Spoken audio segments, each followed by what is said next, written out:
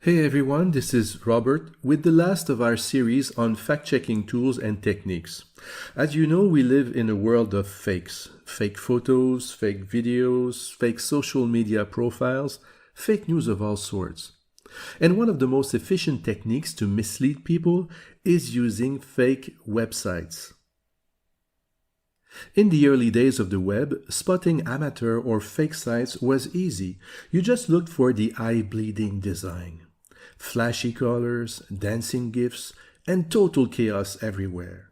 If the site looked like it was attacking your eyeballs, it was definitely amateur. But nowadays, with web publishing systems like blogs and free design templates, any scammer can create a slick website for free without any technical knowledge or artistic skills. With the democratization of web publishing, most websites look professional, especially those of scammers selling fake products, offering quick and easy financial services, and luring you into providing personal information like credit card details. In this tutorial, let me share a few tips on a step-by-step method that should help you quickly decide whether you can trust a website you visit for the first time. Take this one for example. It introduces itself as the website of the Central Bank of West African States in Côte d'Ivoire. The problem is that it is not alone.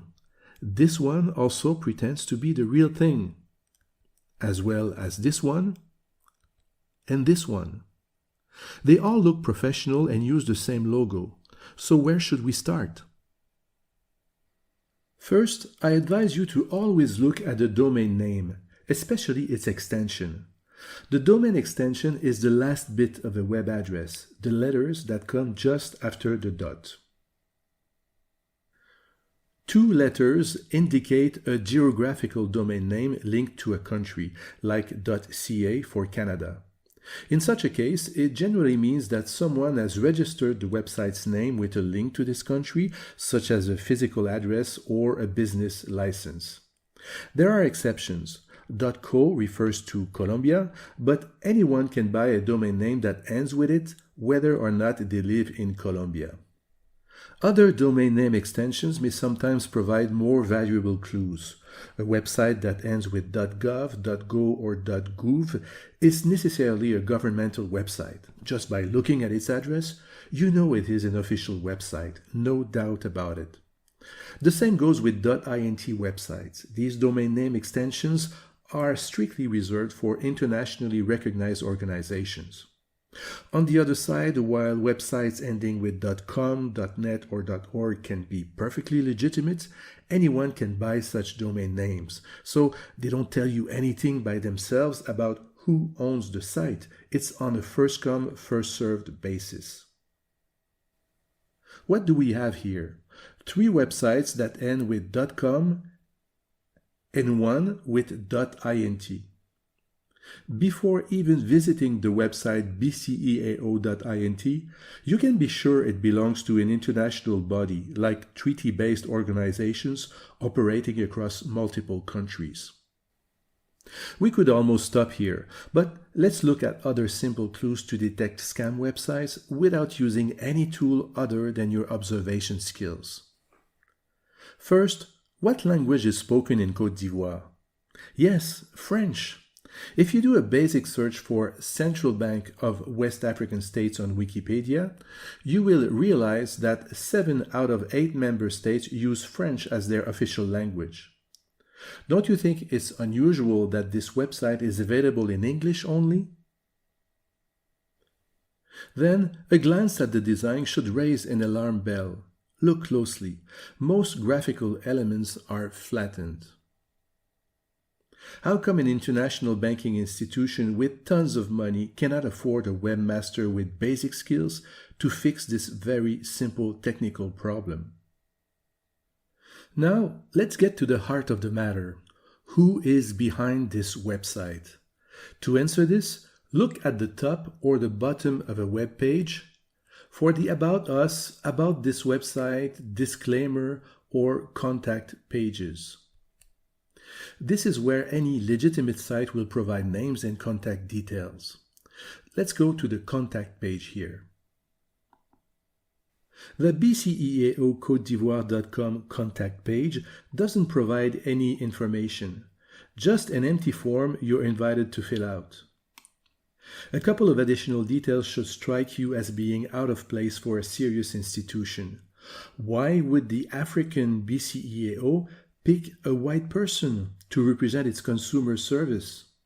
Her head is flattened like other graphical elements on the side. And most importantly, it is a staged stock photo taken from an image bank. Just do a reverse image search and you'll see what I mean.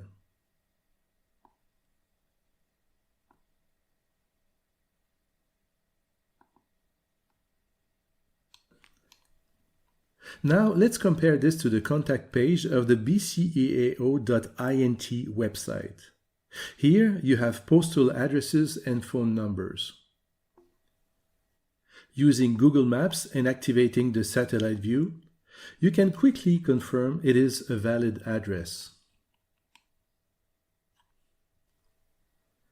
Google Street View doesn't work everywhere in Côte d'Ivoire, but in other countries where it does, it is another tool you can use to confirm whether a street address matches what you see on the ground.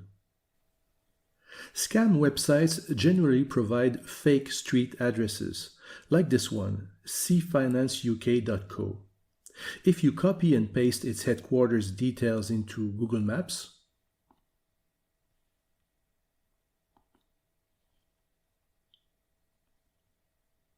and go down to the street level,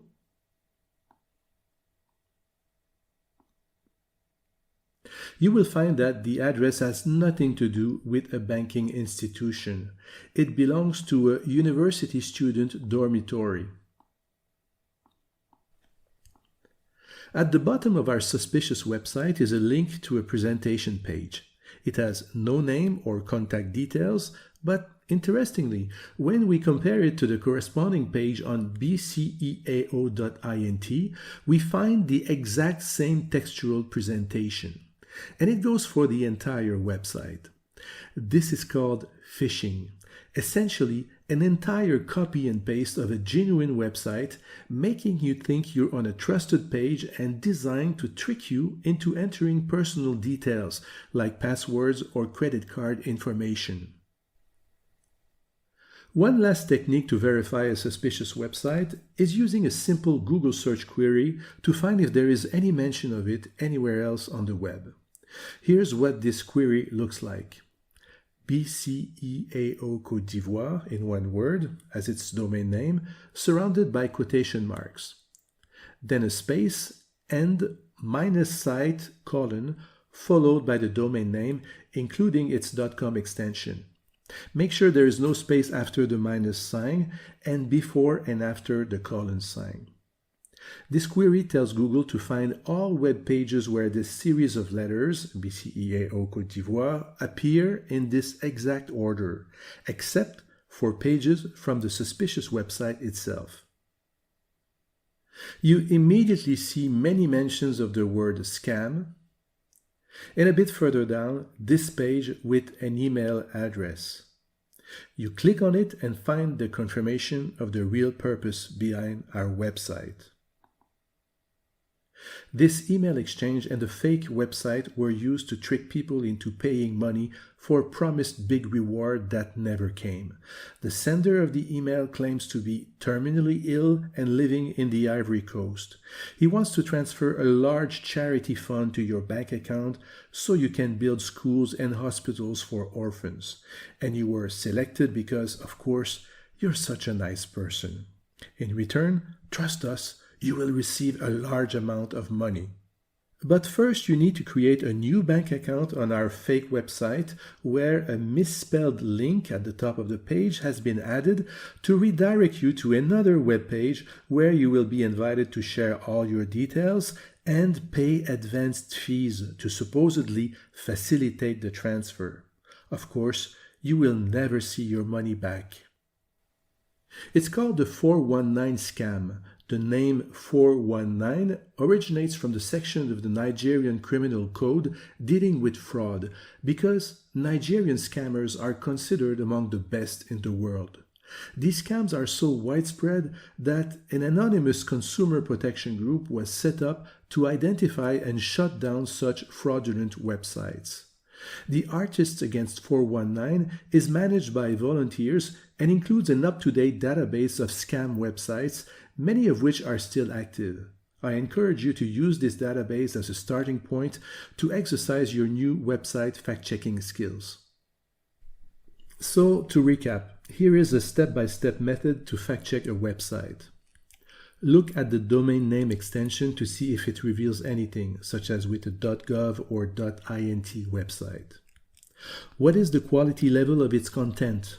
Are the design and graphical elements original or suspicious in any way? Is the textual content plagiarized from other websites? Who are the authors? Do they introduce themselves on an About Us, about this website, disclaimer, or contact page? If so, are their details such as postal addresses and phone numbers real or fake? What is being said about this website elsewhere on the web? Do other credible websites reference it? Are there any complaints about it? If it is linked to social media platforms, you could also follow and verify the links. In other words, be creative. We have reached the end of our 10-part series on fact-checking tools and techniques. Whether you're a journalist or want to regain control of your internet experience, I hope you enjoyed these tutorials and will benefit from them. Again, thanks for watching.